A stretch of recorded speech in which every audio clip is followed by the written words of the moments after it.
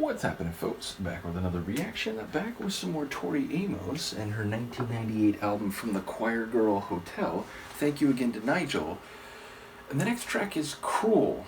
It's a single word title. There is no additional context to give insight, but obviously the word itself is clear and not in a pleasant way, meaning to be cruel, to exhibit cruelty, is to be harsh, to be perhaps even gratuitously difficult, harmful, or otherwise even sadistic towards someone in your behavior, whether that is on a physical level or if it's psycho-emotional, maybe all of those things.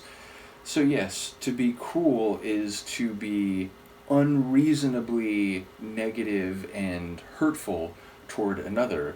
And in that regard, I wonder whether this is a perspective held by the narrator, whether this is expressed as something that is obviously cruel. Maybe it's on a larger scale, talking about, the cruelty of life or the cruelty of humanity, something like that.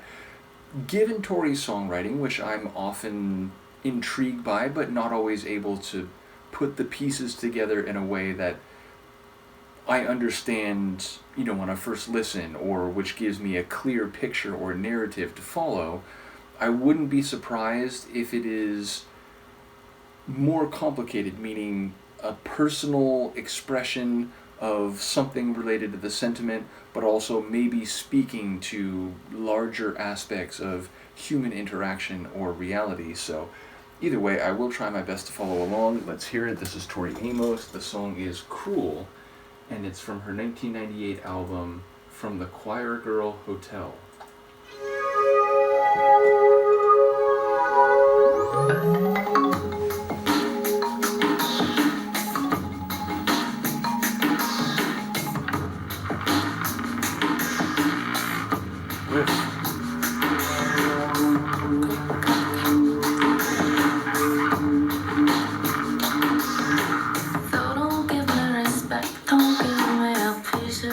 Precious now, flown just here in our own neighborhood. I'm sure she'll make a few friends.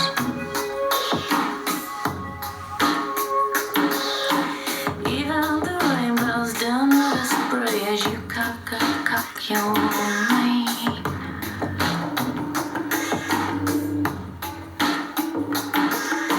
No cigarettes, only build Havanas. You, I can be cruel. I don't know why. Why can't I pull a loose tail in a perfectly windy sky? I can be cruel. I don't know why. I don't know why.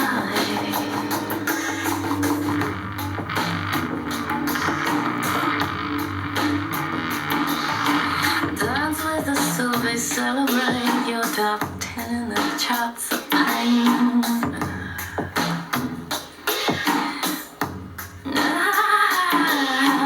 Lover, brother, bougainvillea, my vine twists around your neck.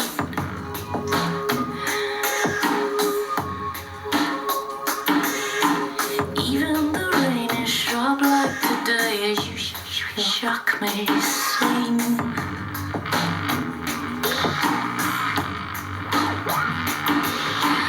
No cigarettes, only build Havanas for you. I can be cruel. I don't know why.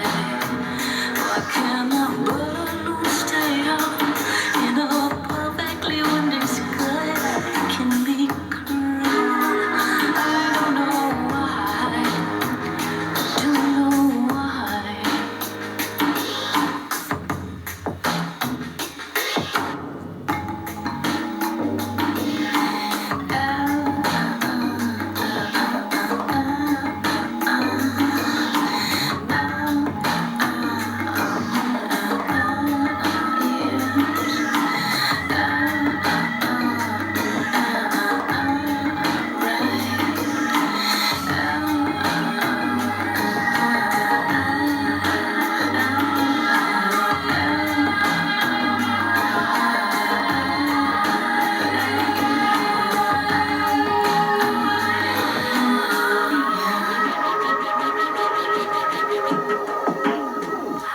can be cruel. I don't know why.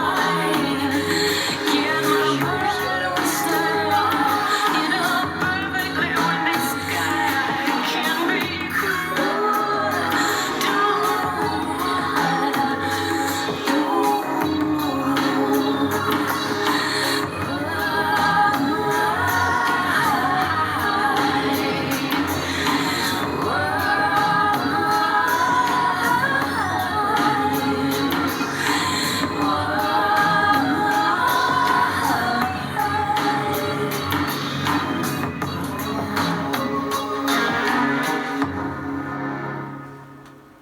Oof. What a heavy, grinding, and a bit harsh song sonically, but in a good way. And again, her vocal delivery eclectic. There's moments where she kind of does these little fluttering flourishes. Say that 3 times fast. As well as moments where she sounds like she's respirating or sort of, feeling in her vocalization. But I was intrigued because it sounds like fundamentally Cruel is a depiction of her own sentiment and or actions, which I wasn't really thinking about in advance. And it sounds like she's also saying she can be cruel. She's not even really sure why. Maybe I might be very well missing some elements of this. But yeah, again, I was surprised to see it's like she's holding up a mirror to herself in an emotional sense, and also trying to understand or at least articulate, to talk out why she might be disposed in that regard sometimes. But I don't think there's any clear answers, nor necessarily if there is a particular target of her cruelty. So again, maybe I just need to let the lyrics wash over me some more, and obviously let me know if you do have some direct insights. But yeah, I was surprised at the target or the focus of the adjective cruel in this regard. And yeah, definitely the tune overall felt kind of wicked and dark and heavy, even if it wasn't like especially intense sonically. But yeah, it was sort of grinding, and it had this weight to it that I don't normally associate with Tori. Now, we've heard sonic variety, but a lot of her songs have this light and elegant, or at least painfully elegant type of piano mixed with her very dynamic and human vocals. And here it was definitely a darker and heavier flavor, so I enjoyed that. And I am, again, curious about the themes beyond what I took away, which again is primarily just that she seems to have been talking about herself. So yes, ultimately another surprising track, another tune where I don't quite know what's going on, but the themes are very intriguing and compelling. So I am looking forward to more when we get back to this album the next time. And once again, thank you to Nigel. It will be Black Dove and then a parenthetical subtitle of January. So I'm curious about that. Obviously, when you think of a dove, you think of a white dove, which in different contexts can represent peace or purity and so on. A black dove, maybe that's a different story. And I do wonder the relevance of January. So again, we'll cross that bridge when we come to it, but let us continue with Tori. Let me know what you think of this one, and I will see you next time. Peace.